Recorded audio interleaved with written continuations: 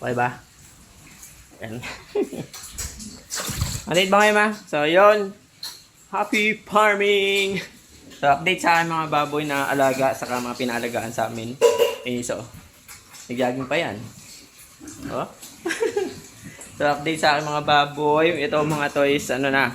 Iba, 1 buwan mahigit, diba? 2 buwan. No?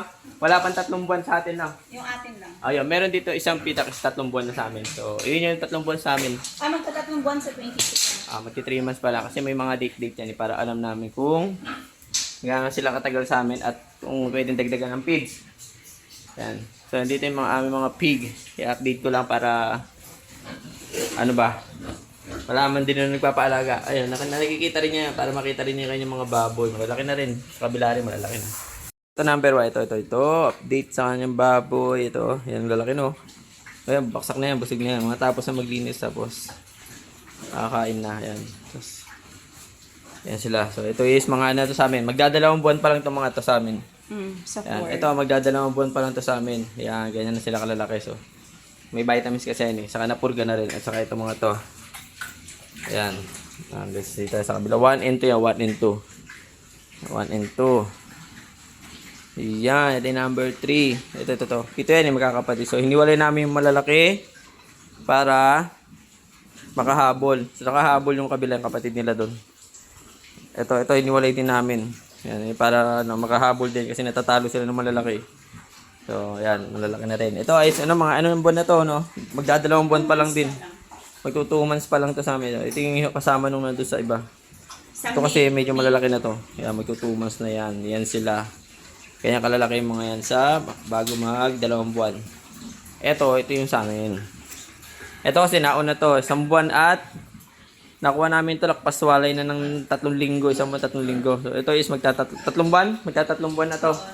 Ito mga to, magti 3 months na. So malapit na namin i-out yung mga yan. So ano na namin yan, mga finisher na yung mga yan eh. So, pag magta-3 buwan, doon kami nagpi-finisher na. So, may bilang lang yung aming mga feeds para yung mga feeds namin is hindi sa sobra. Tama lang ba? Hindi sila yung tumataba. Maganda, para mabili agad. Ayan. Magta-3 buwan sa amin to. So, finisher na yan. Finisher. Ito. Kaya kainin na yan. Ang finisher namin dyan yung luntian. Luntian grower. Yung maganda kasi. Hindi nakakataba. Ayan o. Lalaki yan. Ang sexy oh. Lalaki.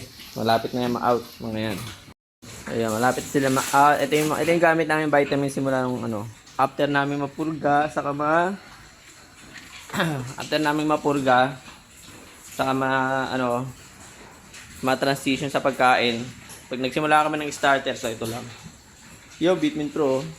Basahan eh. Oh, yun. Ito lang ang ginagamit namin. So, thrice a week. Kapag masamang panahon, thrice a week na pinapainom yan. Para iwas sakit. So, yan. So, hanggang ngayon naman, okay pa naman sila. Hindi sipon, lignat, yan. Vitamin Pro lang ang katapat nun. Thrice a week namin sila pinapainom. Umaga, hapon, ayun, no? Malaki na. Ayan, tigapakain ko. Yun. Ako, tigalinis. Siya, tigapakain. Hanggat walang pasok yung mga bata. Ano lang yun. Ang laman nito ay nasa 36, diba? Laman nito lahat is 36. Pero ang pinakamaraming laman nito is hanggang 40 lang. Para hindi crowded ba? Hindi crowded masyado sa piggery. Hindi napupuno. Maganda kasi meron kaming bakante. Ito, may bakante kami dito. Bakante namin is 2. So, binigay na namin dito iba.